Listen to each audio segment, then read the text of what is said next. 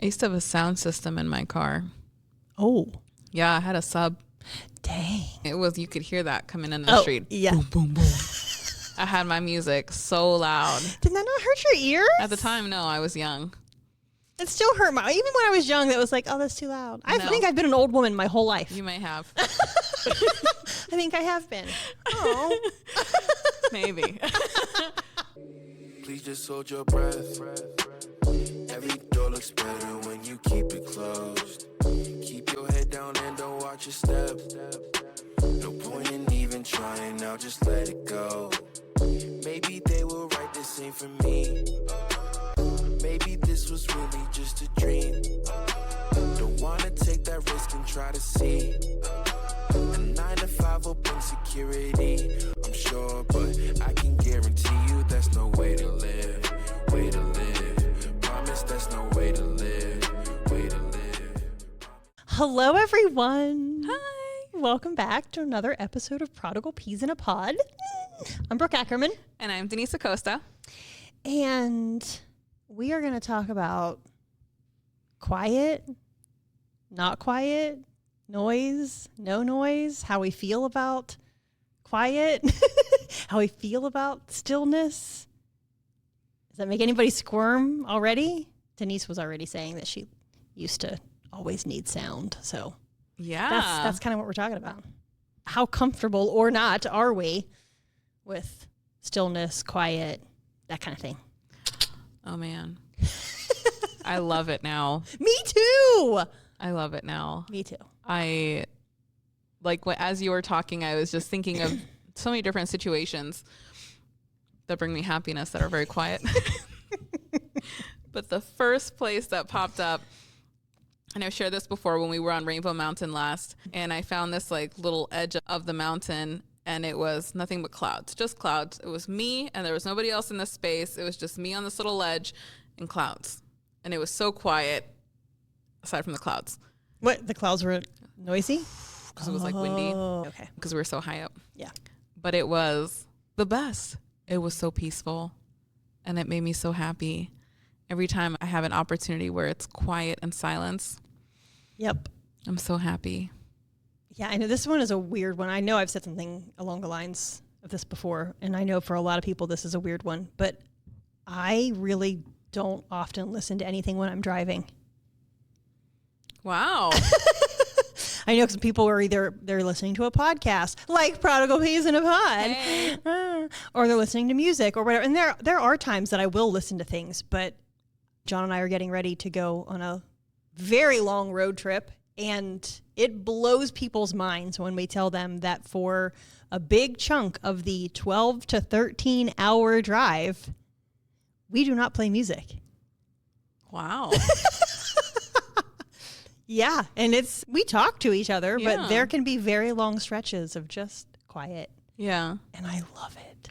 I think for a road trip, I definitely start, I have this playlist that I get going, and we got to stop and grab my iced coffee, because for a road trip, it has to be an iced coffee. I don't know why, but it just does. And no cream, guys. None of this diabetes lattes, straight up iced black coffee, maybe some caramel syrup in it. Oh, I was going to say, there's nothing sweet, not even a little bit? There's 1 or 2 pumps of the caramel syrup, but that's it. There's no other sugar. There's no milk. There's nothing. It's just that. But yeah, usually it's a whole vibe that I have going, and usually I start off with a 90s playlist, and that's all my hits. But then after a while, I'm like, okay, that's enough. And then I would have time where I don't have music, but usually I don't, if I'm the driver, I don't want anybody else to be talking during my silence either. No. But if I'm with somebody, and I enjoy those conversations. Yeah. But yeah, it's definitely very different from before. I remember, I guess it's anxiety. It's probably a lot of other things too, but I had to fill everything.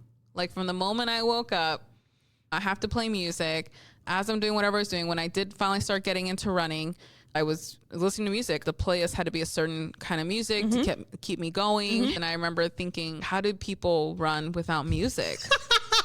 That's crazy.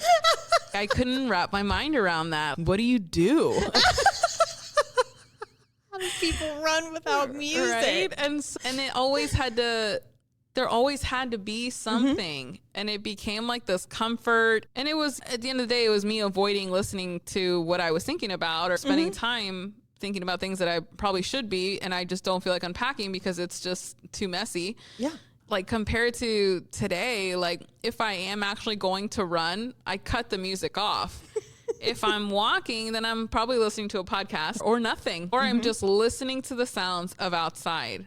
I'll go have dinner by myself somewhere. When I'm working, I don't have any sound going. TV's not in the background, no music, nothing. Sometimes if I do want some music, words can feel very distracting. Like it's too much. Yeah. And so then I'll do the Piano Guys radio where it's like just sounds. So I'll do something like that. But I have become a huge fan of the silence. Me too. I really wonder if there's any generational piece to any of this, because I'm thinking about my grandparents, at least one set of my grandparents. Every time we would go to their house, the TV was on. And I don't ever remember the TV not being on in their house. And even my grandmother would like doze off and be asleep. And the TV, it was just constantly on. I really am struggling right now to think. Maybe when we were opening Christmas presents, that was because they would, and it was always Westerns. Always. Clint Eastwood. Oh, yeah. And then now I'm thinking about growing up. We would have the radio on in the morning while we were getting ready for school. And when my parents visit us now, the TV is on often. I wonder what that is. Because I'm with you on some of it's avoidance. At least it was for me. I don't know if my grandparents and parents are avoiding things. But I feel like it's not always avoidance. And so I wonder what that is. I turn it on as a courtesy, actually. If we have an event, a dinner, people are coming over or something, I'll turn on the TV to have some background noise. I think because I've seen people get really squirmish around silence, so I just give people a little buffer. Here's some noise in the background for you. Interesting. Because, I feel like I get overstimulated if there's a lot of people and then there's extra noise, because then what I tend to then do is I have to filter out that other sound so that I can focus on the conversation. And It's definitely not loud. It's definitely just background and low. But I do turn it on for that reason. Interesting. Yeah. I never even thought about that. I just like silence, so I think, we're all just going to be sitting in with no background noise. I didn't even notice when that shifted for me until the last few times my brother has come to visit, because oh my gosh, did he stress me out. He's like in the living room with his laptop watching, I don't know what he's watching on this laptop, but there's noise coming out of the laptop. And he's got the TV going for something, like the loudness of the TV. Like, I'm concerned if he's got hearing problems now, if he's losing some hearing, because it's so unnecessarily loud.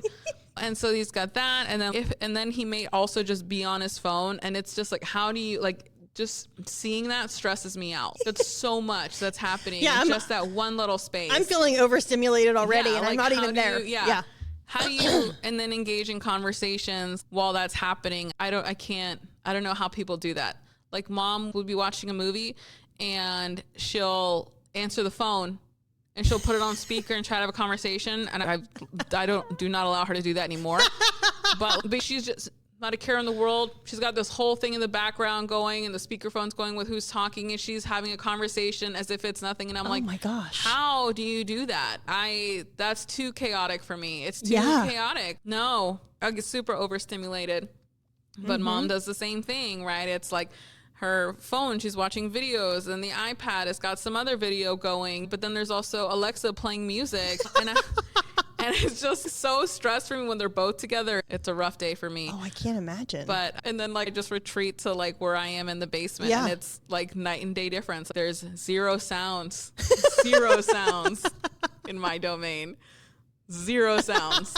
Not even just no radio. Like there's no sounds. No sounds. Except for Lieutenant Dan snoring. That's okay. Yeah. No, don't get me wrong, because I definitely will turn the TV on, and it's kind of like my background comfort noise. Like different TV shows that I've seen a gazillion times over, it's just like playing in the background. It's like the Golden Girls for me. The Golden Girls.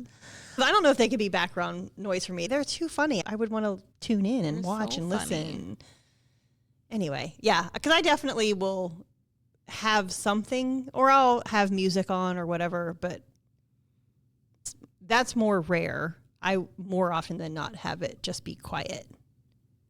But same thing. I used to not be that way. I mean, it was always music in the car.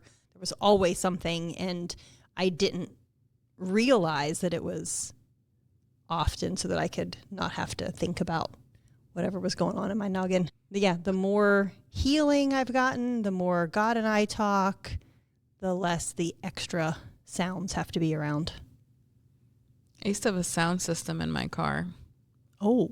Yeah, I had a sub. Dang. It was, you could hear that coming in the street. Yeah. Boom, boom, boom. I had my music so loud. Did that not hurt your ears? At the time, no, I was young. It still hurt even when I was young, that was like, oh, that's too loud. I think I've been an old woman my whole life. You may have. I think I have been. Oh. Maybe. But no, it was not too loud. It was the right volume. And yeah, it didn't bother me. Like, I loved it. I required it. Don't be talking in my car. We're vibing to music. I'm playing whatever we want to play, and we're going to jam out, and it's going to be great. And yeah, I remember my brother was always like that too. You could hear there's this one song called Midnight City. And I think he must have played it every single morning for a solid few months, crazy loud, but not just once a day. The song was being played at least 10 times a day. Wow. I hated that song. Oh my gosh, I hated that song. It's funny to think about all this stuff now too, but in hindsight, for the difference, and I don't think it's just age, because I know other people that still listen to things to drown out what's going on, and I know because I used to do that. Yeah. Like, I wanted to drown it out, especially when things were really hard that I was going through. I wanted to go for a drive. I could blast my music and be in that space rather than what was really happening. Yeah. I was definitely avoiding a lot of things. I was afraid of my own thoughts. They were never positive. They were very sad and dark, and yeah. I remember wanting to go for a drive and blast the music and all that too. And I think if that's a every once in a while thing, or that's a temporary thing, knowing that you'll eventually examine the thoughts or what's going on. Because I'm always thinking, what are we saying and how is somebody else hearing this? Never listen to music. Don't ever watch television. It's not what we're saying. It's not what we're saying. But I think, as with everything else, moderation, and are we consistently avoiding the thoughts and the things going on in our life? Or is it just sometimes I just need a little break? And then I will sit down and I will talk to God, or I will talk to the person, or I will address the issue or the whatever. But yeah, for this 15 minutes, I'm going to blast music and not think about anything else other than reliving my teenage years because I'm listening to whatever I listened to then. Or yeah, it's interesting though the consistent pattern of always needing sound has changed. And it's not just an age thing, because we've established I was an old woman when I was young. So it really for me has to do more with being more at peace with myself. And so then I want peace around me. Yeah. I do know too that there are some, if you have an issue being able to focus for a very long time, having music playing, that occupies that part of your mind so that then you can focus on reading, or like for kids to do homework, or so it's not like it's all bad. It's just, why are we going to it? What are we doing with it? Is it entertainment? Is it avoidance? Is it, because there are shows that John and I have watched all the way through, and right now we're rewatching a series that we've watched before, but it's because we like the story. Which one? The West Wing. Oh, I never saw all of that, but I know what you're talking about. It's so good. It seemed like it would be good. It is. I want all of those people to be real, and I want them all to be my friends. But it's because we like stories. And so there are really good storylines in that. And so we want to, it's like rereading your favorite book or whatever. Like, you want to relive the storyline. And that can just be entertainment, or it can be escaping and avoiding. And right now, The West Wing is just entertainment. Aww. Because I've definitely gone to shows, which we've talked about before, for avoidance and escaping my life. So you're talking about how, thank you for always clarifying so we aren't misunderstood or interpreted. How like all these things we're talking about are not like bad. We're not saying don't ever do them. But the thing here is to keep checking in with ourselves on why we're doing stuff. If we notice that we're going into a pattern, if we notice that we are trying to escape or drown out, to just check in and ask those questions. Mm-hmm. Are we just enjoying it or are we avoiding something? There are also times that I will just play the playlist because I am spiraling, because I am thinking I haven't avoided. I've really not avoided. And I've started like unpacking, and it's now we need to take a break. Now we do need to drown some of this out and step away. So I definitely have that too. Yeah, but that's what I'm saying. Like, that's a choice to temporarily push pause, knowing that you're going to come back to it. That's actually healthy, because sometimes we do spend too much time looking at the issue or going round and round in our brains about whatever the thing is. And we do need to, I'm thinking of Ross and Rachel and Friends. We were on a break. Like, we do need to take a break. Yeah. Now I want a Kit Kat bar. Like, I'm having a lot of squirrel thoughts right now. But yeah, that's, I think in that sense, it's healthy because it's a conscious choice. It's, I am temporarily pushing pause. I'm going to step away and I know I'm going to come back to it. That's different than I can't be in silence ever because then I'm aware of all the things going on internally. Hey, what about silence when you're talking to someone? What do you mean? Can you sit with somebody for a long period of time in just silence and not have a conversation, just sit next to them? Yep. Yeah. I love that. I love people that I can do that with. Yes. Because not everyone's comfortable doing that. I'm trying to recall if I used to fill in words or not. I don't think I have. Unless I noticed that someone was just like uncomfortable. Okay, so to back up on who I am, the person that I am, I would recognize how someone, what I think was interpreting how they were feeling. And if it was something like uncomfortable, sad, or something, I always wanted to do something to bring them more on like the positive side of things. And so whether that was like music or telling jokes, or is probably usually a lot of humor because I'm the funniest person that I know. And that's been a big part of my coping mechanism for as long as I can remember. And so I would use that a lot. And I would use that I definitely would use that to fill some space. Would you say that that was a responsibility for somebody else's emotions that you were feeling, and so you had to do whatever to make it better? See, but I feel like that is another version of avoiding whatever. It's like you didn't have music to fill the space, so you had to say things to fill the space. Have you ever been around somebody where it doesn't really feel like conversation? It feels like they're doing their comedy routine for you. Do you know what I mean? Okay. Like they have the things to say, and it's, do I really need to be here for this? Because we're not engaging. You're just talking at me. Yeah. That is really hard for me to be around. That drains me real quick. They're putting on their set. They're trying it out. Yeah. I think that's usually people that feel very awkward and they think ahead of time for what they want to say and they rehearse it. And so that's what they're doing. Yeah. I really struggle with awkward. I don't like when I can tell someone feels awkward. I don't know. I don't necessarily want to fix the situation for them. I just want to leave. I just don't want to be around it. I recognize you're uncomfortable, so I'm just going to leave because now you're making me uncomfortable. Let me help you by leaving. Secondhand awkwardness. Yes. That's why I'm not a big fan of The Office. I just feel the awkwardness in it. That's not entertaining for me. Here we go back to, how did I shift? How did I be okay in the silence? Because I wasn't always.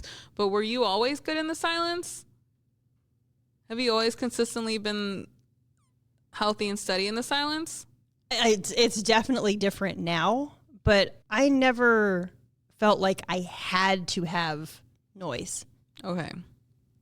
I definitely did. like I said, when I was younger, I would play music in the car, but it was because I liked the music. It wasn't, I can't have quiet, because there were definitely times where I would just not play anything or not watch a TV show or whatever. There were times, was I trying to avoid whatever was going on in my life, and so got to have something occupying my thoughts? Yes. But I do remember times where I was totally fine with it being quiet. And I was always okay with hanging out with somebody and it being quiet. I didn't ever feel like I had to fill the time with conversation. Okay. Because I was trying to think about how someone can let go. Because there's some kind of anxiety there. There's some kind of avoidance, fear of something for why you're choosing to fill up that space. And for me to have been that way for so long, and now, like, I love the silence. I'm trying to think, like, how could someone get there? What about your life changed that made you more comfortable? Because I think I have an answer, but I don't know if you have the answer. So it's a very similar answer to something I gave on another episode. And that's because it's completely changed my life, is having that relationship with God, learning who I am, who I wasn't, and unpacking and having those very hard conversations, feeling my feelings in that, understanding what I was feeling then, how that affected today, and what do we do about it now? And since all these things have finally started being dealt with, now it's not scary in there anymore. And it's quiet. It's nice. Yeah. It's peaceful. It doesn't feel chaotic. I am not stressing out about things that haven't happened. Not always, you guys. I'm still a stressy person. Please don't misunderstand me. We're just only talking about the silence issue right now. But I think that is a bigger piece than we might realize, is that the more at peace we are with ourselves, the more we can be at peace no matter what the situation is. Yeah. And so the people who they're doing their comedy routine as a conversation, it's a cover, because I think they're fearful of what will this person think of me. They're not comfortable with who they are. And so they do this thing because then I can make people laugh, and then I'm the funny one. And it is a sense of, I don't really, and that's why I don't like it, is because I feel like I don't really get to know you. I get to know your funny thoughts. And yes, you are a funny person, obviously, but it feels like a fear of vulnerability. Can't let people too far in, because then what will they really think of me if they really know who I am? And so I think that it really has to do a lot with how comfortable you are with yourself, because then we're not so focused on what are other people thinking of me. And if you're replaying conversations afterwards and going, oh my gosh, did I sound stupid when I said that? Did they really think? And there could still be some elements of that even as you're getting healthier. But I think the more that we are at peace with ourselves, the more we don't focus on what do those people think, and did I say something stupid, and it's just... And revisit it later for 3 hours. Yeah. You speak as if you've done that before, because I've definitely done that before. And it's the more that I believe God when he says what he says about me, then that's what's true. And if other people interpret me in a different way, I don't like it necessarily, but I'm more okay with it than I used to be, because I know what's true. And maybe one day they'll eventually see more clearly, and maybe not. And I'm more okay with that than I ever was. Even though I still really don't like to be misunderstood, but I'm so much better than I used to be. I don't necessarily tend to run away when someone is being or feeling awkward. I feel like somewhere along the way I learned to, I don't want to say fix those situations, but I wouldn't let the awkward space stand. If I knew they were feeling that or something, I got really good at being able to redirect or not make it awkward or move to something else, and no one's like having a panic attack on the side. So I've been told actually many times that I'm really good in awkward situations, but I had to learn to do that. But I was thinking a great solution for helping to get past this is to book an appointment with Brooke Ackerman at Blueprints and unpack that stuff together.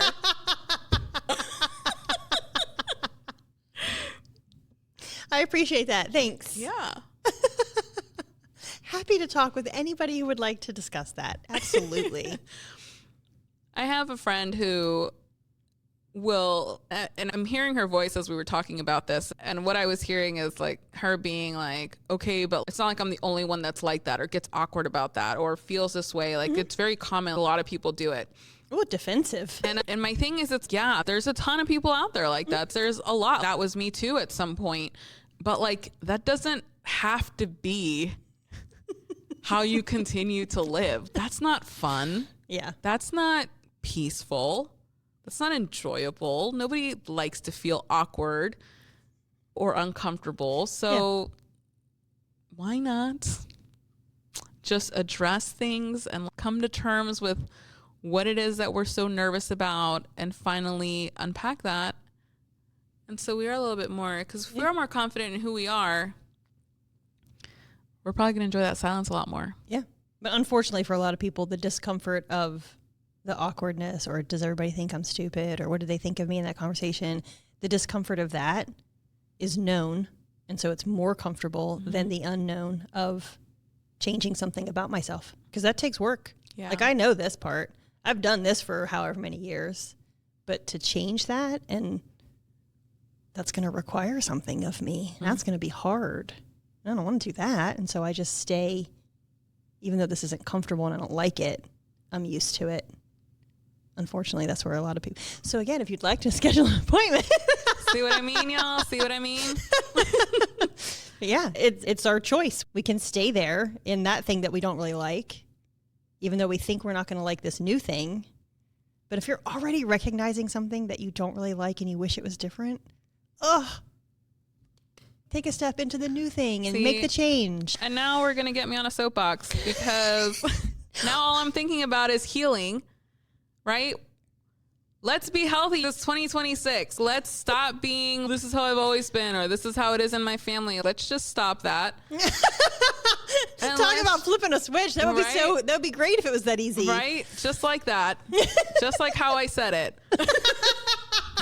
No, but let's try. Can we just try to heal from these things? Can we, like, I know it's going to be messy and it takes time, and it's taken a lot of time for me, and you're never going to fully arrive somewhere, right? It's always going to be something that you're working on.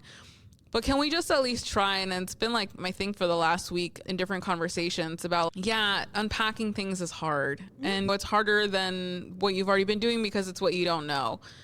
But like, when we choose to not heal from things, when we choose to not do better, that affects a lot more than just us. It affects every relationship that we're in. I've had to be like, oh, now I have to only say things this way or word it this way because this person, they're going to get defensive with this thing. And then we start creating all these things. And don't bring that subject up because you know how it gets with them. And you know, it just, when they get upset, you just got to validate them because that's all they want to hear right now. You know what I mean? And it's just, and that's like the not wanting to directly deal with it from your relationships. But then there's also, people will carry that stuff and it can impact negatively, like long term, in a lot of different ways. And why are we doing that? You know what I mean? You can give the excuse when you're younger. You didn't know better. You did the best with what you could. Man, unless you're 9 listening to this podcast right now, you're grown. We're grown. Just do it. Just do it already. Book your appointment with Brooke. Unpack those traumas, you guys. Let's just be healthy about things. Let's at least try. Yeah. It'll be messy, but let's at least try. Let's try to be healthy about things. I don't disagree with you, but that has not been the pattern I have seen. We all have these things that we just cling desperately to, even though we know this is not the best for me. Yeah, because it's what we know. Yeah, it's known and familiar and it's comfortable. And so there we sit in our puddle. And we all have our puddle. I have my own puddle. Even though I can help people get out of their puddles, I sit in mine. We all have our things. Yeah. If it was just that simple. Because lately I've been thinking about, it's not so much the internal world, the emotions or the spiritual side of things. It's more my food choices, my exercise or lack thereof choices. And I know what's better, but I don't want to because that requires something of me. This is what I know. This is the pattern that I've kept up for however long. This is easier. And so that's what I keep choosing. And I've been having conversations with myself very recently about, if you know that this is not the best for you, why are you choosing it? Why are you not choosing something else that you know is better for you? So, yeah, we all have our things. Choose the hard. But it's hard. I feel like I don't know if this is my advantage, but because so much of my life has already been hard, or at least that's how I've seen it with just in a lot of different ways, that it's like, what's another thing? If at least this one will get me, it'll grow me in a better way. I'll have a better understanding, a better way to communicate. It'll positively impact my relationships. Whatever it is, it's going to be something positive versus staying in this like bleh space. In your puddle? Yeah. Instead of staying in my puddle, pick the hard that's going to benefit you. Because no matter what it is, it's hard.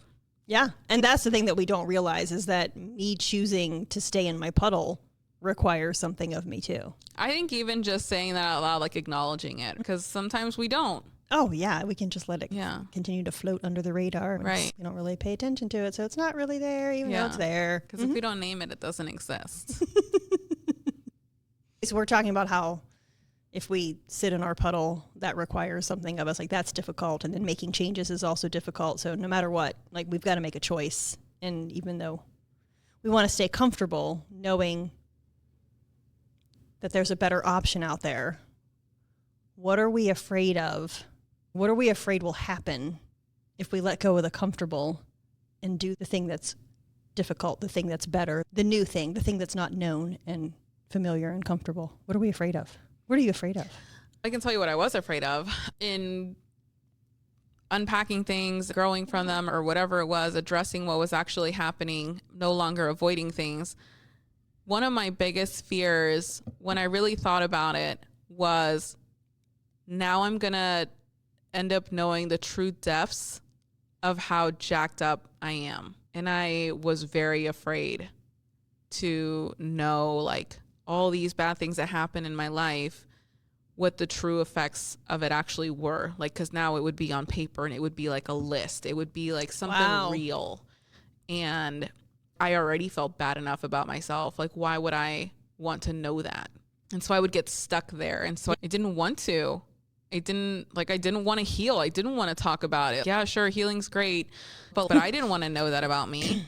And sure, that's part of it. In the process of all this stuff later on, it's now I have things, I can name them and I can address them and start going from there. But at the time, that part didn't exist. It wasn't like, well, now we're going to do better and be better. It was, now we're going to really know the full truth and scope about what has actually happened to me. And that's not something I wanted to know. Yeah. At all. Yeah.